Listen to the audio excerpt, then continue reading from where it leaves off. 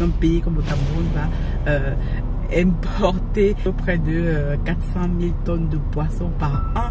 C'est clairement aberrant. Et quand tu rentres au pays, j'étais au pays dernièrement, dans les supermarchés, je me rends compte qu'on vend du Nutella. Ok, il y a aussi notre chocolat, notre chocolat, mais on vend du Nutella. Et en faisant des recherches, je me suis rendu compte qu'en fait, le chocolat on vend au pays comme ça, c'est clairement les déchets, quoi. C'est quand on a fini d'extraire toute la bonne matière brute du cacao qui est envoyé à l'Occident, on reste avec les déchets. Et c'est avec ça qu'on fait notre chocolat.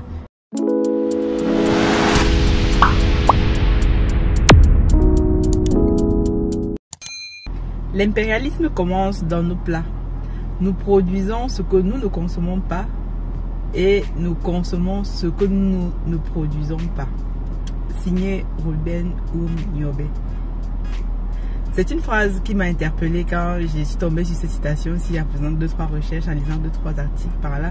D'ailleurs, si tu ne connais pas qui s'appelle Monsieur Ruben Oum-Niobe ou qui s'appelait plutôt Monsieur Ruben Oum-Niobe, je t'invite à aller regarder tes livres d'histoire sur voilà toute la période de l'indépendance, de la colonisation en Afrique. D'ailleurs, pour tous ceux qui sont Bassa comme moi, forcément vous connaissez Ruben Oum-Niobe parce que nos parents nous en parlent. Encore le peuple Bassa, c'est l'un des peuples en fait qui a combattu pour l'indépendance du Cameroun en fait. On parle ici du Cameroun. D'ailleurs, Monsieur Ruben Oum-Niobe était l'une des premières personnalités politiques à demander l'indépendance de son pays dans les années 1960 par là, toute la période de l'indépendance. D'ailleurs, il a eu à faire un discours aux Nations Unies. Non, je t'invite à aller regarder tout ça, mais on va s'arrêter ici quelques instants sur cette déclaration.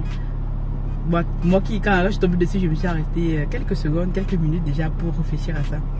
Et je me rends compte en fait, lorsqu'on analyse la situation avec froideur, on va se rendre compte qu'aujourd'hui, nous en Afrique, c'est réellement ça quoi. On produit ce qu'on ne consomme pas et on consomme ce qu'on ne produit pas.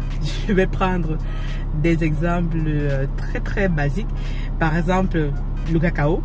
C'est aujourd'hui les meilleurs producteurs de cacao ou de café voilà, sont en Afrique pour certains pays. Mais voilà, on produit le cacao et le café. Mais il faut se rendre compte que, comme vous le savez tous, on ne produit que la matière brute. Et donc, lorsque c'est fini, donc on exporte tout ça et on veut le vendre ici en Occident. D'ailleurs, quand on regarde aujourd'hui les plus grands chocolatiers au monde, en fait, il n'y a aucun pays africain. C'est plus des pays occidentaux, la Belgique, la Suisse, par là. Et je me suis posé la question, voilà, pourquoi en fait ces pays-là sont les meilleurs voilà, chocolatiers au monde, et pourquoi nous qui produisons la matière, on n'a jamais pu en fait développer une sorte d'industrie pareille. Parce que l'industrie du chocolat, clairement, ce n'est pas en Afrique. Nous, on a juste la matière première. Et comme on sait tous que l'industrie, en fait, la transformation, c'est là où il y a la plus-value. Lorsque vous avez un produit brut, comme on a le café, le cacao, etc., il n'y a pas vraiment de plus-value dedans. On produit ça, oui, on se targue à chaque fois qu'on a les matières premières. Ça peut dans le sous-sol, c'est pareil. On le vend à d'autres ou d'autres viennent le récupérer sur place et ils vont le transformer et viennent nous le revendre. Prenons dans le cas du cacao. Moi, j'ai grandi et je suis né, j'ai grandi au Cameroun, à Yaoundé principalement, où j'ai fait mes études. Et à chaque fois, quand on allait à l'école, on s'arrêtait toujours chez le boutiquier du coin pour acheter ce qu'on appelle toujours le pain chargé chocolat. Et là, j'étais toujours impressionnée de voir comment, voilà, le seau de chocolat, en fait, avec le chocolat liquide et tout. Parfois, les gars mélangeaient même ça avec l'huile et tout pour que ça soit beaucoup, quoi, pour que ça puisse durer longtemps. Et on le chargeait et tout. Et wow, je trouvais ça très, très bon à l'époque. Et parfois, j'avais une de mes tantes comme ça qui revenait de l'Occident, qui nous ramenait du chocolat ou du Nutella, la pâte à tartiner, et je me rendais compte que oui, il y a une différence.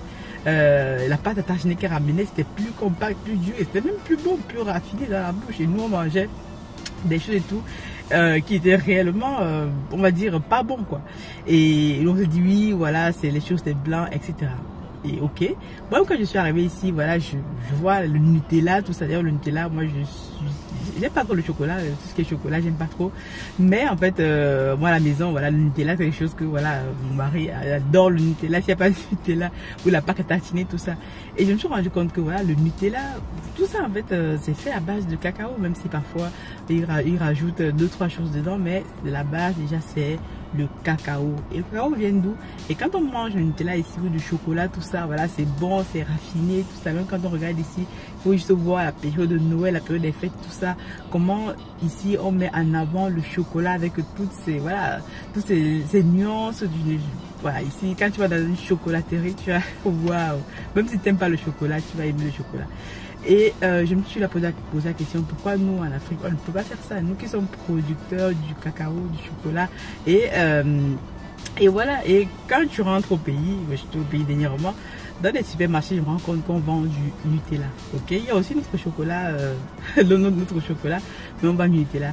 Et en faisant des recherches, je me suis rendu compte qu'en fait, le chocolat nous on vend au pays comme ça, c'est clairement les déchets, quoi. C'est quand on a fini d'extraire toute la bonne matière brute du cacao qui est envoyé à l'Occident, on reste avec les déchets et c'est avec ça qu'on fait notre chocolat. Peut-être c'est une stratégie, je ne sais pas, mais c'est clairement déplorable. Avec tout ce qu'on a, on pourrait clairement faire mieux. Je ne dis pas qu'on n'est pas en train de faire mieux. Aujourd'hui, les entreprises sur place se démarquent, sont en train de faire changer les choses. Mais clairement, on a encore du chemin à faire. C'est réellement pareil dans tous les domaines. Si on prend aujourd'hui, par exemple, vos téléphones portables, la dernière fois, je regardais un reportage sur les téléphones portables fait par Cache Investigation. Je ne sais pas si vous êtes tombé sur ce reportage. Il a fait il y a 2-3 ans. Les secrets inavouables de notre téléphone portable. Et là-dedans, c'était un documentaire qui est inédit. On découvre en fait comment font nos téléphones. Voilà, qu'est-ce qu'il y a dans notre téléphone portable. Je ne sais pas si vous avez déjà posé la question un jour. Qu'est-ce qu'il y a dans notre téléphone portable? Au-delà, aujourd'hui, c'est clairement le must-have. Tout le monde a un téléphone portable. D'ailleurs, on estime qu'aujourd'hui en Afrique, c'est la population en fait qui a le plus de téléphones portables au monde en fait aujourd'hui, parce que tout le monde en Afrique a un téléphone portable. Et est-ce qu'on se pose la question comment on fait le téléphone portable aujourd'hui avec la crise en Ukraine? On sait qu'aujourd'hui la crise des semi-conducteurs, etc. C'est clairement là que moi je travaille dans le domaine actuellement avec ma mission actuellement, je travaille dans le domaine de l'automobile. Une entreprise comme Continental, vous ne pouvez pas la citer, on travaille actuellement sur la nouvelle génération des calculateurs. Mais revenons sur les téléphones portables et tout ce qu'il y a dedans. Dans ce reportage-là, si tu ne l'as pas encore vu, je t'invite à aller le voir. Tu vas découvrir que l'une des matières premières du téléphone portable, voilà, c'est les semi-conducteurs, oui. Mais on a aussi en fait un minerai qui sert réellement à stocker nos données. Quand votre téléphone s'éteint et quand vous le rallumez, vous réussissez à retrouver vos informations. C'est grâce à ce minerai-là qu'on appelle en fait le coltan. Le coltan. Voilà. Et ce minerai-là on le retrouve principalement au Congo, en République démocratique du Congo. Mais réellement, quand on voit ce reportage, on voit comment sont extraits ces minéraux et tous les sous que les multinationales se font derrière. On se rend compte qu'on a encore du boulot. Donc, là, je le dis ici, mais clairement, posons les bonnes questions.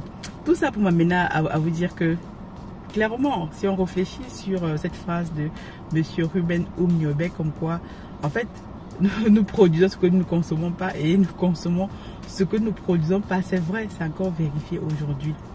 Et nous, clairement, lorsqu'on parle du poisson, nous, aujourd'hui, on fait de la pisciculture. Bah, si je prends le cas du poisson aujourd'hui, dans un pays comme le Cameroun, ça va être pareil dans les autres pays aujourd'hui en Afrique.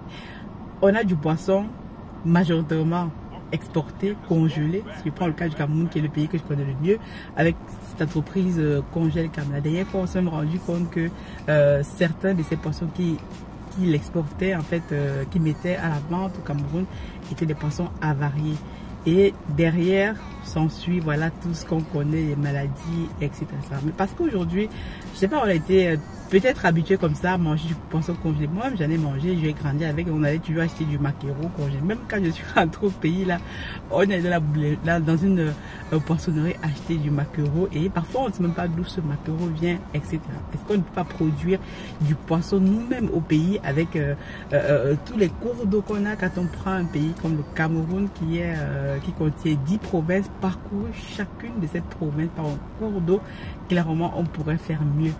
Donc voilà, je ne sais pas si c'est pas la volonté des uns des autres de l'État. Bon, moi je parle pas de l'État ici, je parle des choses que nous-mêmes nous pouvons faire. Parce qu'avant d'accuser l'État, qu'est-ce que nous-mêmes nous pouvons faire? Nous pouvons être des acteurs à notre niveau. Et donc c'est donc la raison pour laquelle nous on s'est associés, on s'est mis en groupe pour apporter une réelle solution sur le terrain.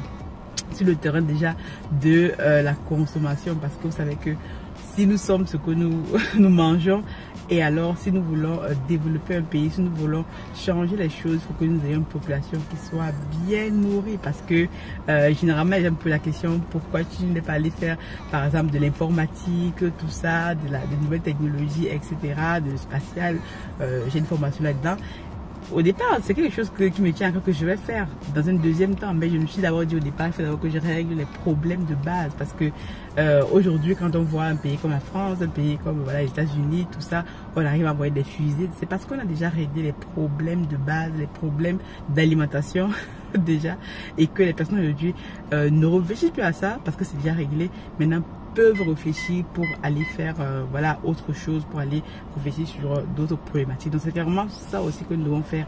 On doit travailler sur ces problématiques là en parallèle. Donc nous, on voulait donc résoudre ce problème de poisson, ce problème d'alimentation. Le poisson, c'était voilà, quelque chose qui est consommé par beaucoup de personnes en Afrique. D'ailleurs, quand on voit les propriétés en fait du poisson-chat, voilà, c'est un poisson qui est riche en sels minéraux, qui est riche en oméga 3, qui est bon pour le cerveau, bon pour votre circulation sanguine. Tout à l'heure encore, je regardais les propriétés du poisson tellement quoi. Aujourd'hui, on va vous prescrire de manger du poisson. Donc vous devez au moins manger du poisson dans votre alimentation au moins une fois par semaine. C'est réellement important. Et donc il faut donc savoir que le poisson, comme il est produit chez nous en Afrique, vu qu'on ne le produit pas, on attend toujours que d'autres personnes viennent produire pour nous ou viennent nous revendre en fait, parce que ils ont eux produit chez eux dans les conditions qu'on ne sait pas.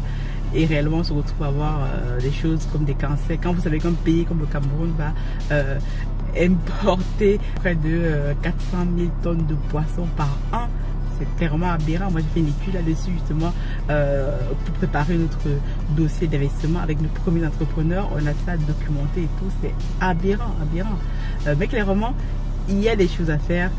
Et mon appel ici, c'est clairement de dire voilà. Tu peux rejoindre l'aventure clairement. Si tu veux être un acteur du changement demain, tu peux déjà nous soutenir en consommant le poisson, en commandant notre poisson, parce qu'on a déjà commencé le pré-vente. Tu trouveras en bas de description en fait le lien pour faire tes précommandes. Et aussi, si tu veux faire partie de l'aventure, réellement c'est là qu'il y a des choses à faire partie de ceux qui vont changer les choses, au lieu juste par exemple de voilà, de critiquer, de dire ça ne marche pas. Oui, c'est très bien, ça ne marche pas, on fait tout le constat, mais à quel moment on passe à l'action? Si toi aussi tu veux passer à l'action comme nous, tu peux en fait faire partie de notre pool d'investisseurs, d'actionnaires. Actuellement, ça avance très très vite. On a encore quelques actions à vendre. Tu remplis ce formulaire aussi qui est à disposition dans la barre de description. On va t'envoyer un mail, on va t'appeler, même moi je t'appelle personnellement pour échanger avec toi et qu'on puisse construire ensemble notre Afrique. Parce que voilà, tout le monde aujourd'hui sait que toutes les parts de marché se trouvent en Afrique. Il y a encore tellement de choses à faire et il faut clairement que tu fasses partie du game si tu veux faire changer les choses. Comme disait monsieur Frantz Fanon, chaque génération doit découvrir dans une relative opacité sa mission, la remplir ou la trahir. Est-ce que tu veux faire partie de ceux qui remplissent leur mission comme on est en train de faire nous, ou alors tu veux faire partie de ceux qui trahissent, qui restent dans l'invective, dans tout ce que j'appelle le bavardage? Ok, ça ne marche pas. Choisis ton camp clairement, parce que dans la génération où on vit, dans le monde où on vit aujourd'hui, clairement, si on n'est pas puissant économiquement, on sera toujours en train de venir batailler sur Internet, de venir dire que ça ne marche pas et que les autres avancent et font changer les choses. Donc, je te laisse avec cette citation-là, clairement, moi qui me fait réfléchir. Regarde en fait, quelle est ta mission dans une relative opacité. Donc, parfois, on arrive à découvrir notre mission, parfois pas, mais au moment donné, tu vas quand même arriver à découvrir ta mission. Et moi, je crois fortement que sur cette terre, chaque personne d'entre nous est là pour faire quelque chose. Et donc, c'est quelque chose que tu dois aussi trouver. Donc, dis-moi ce que tu penses dans les commentaires.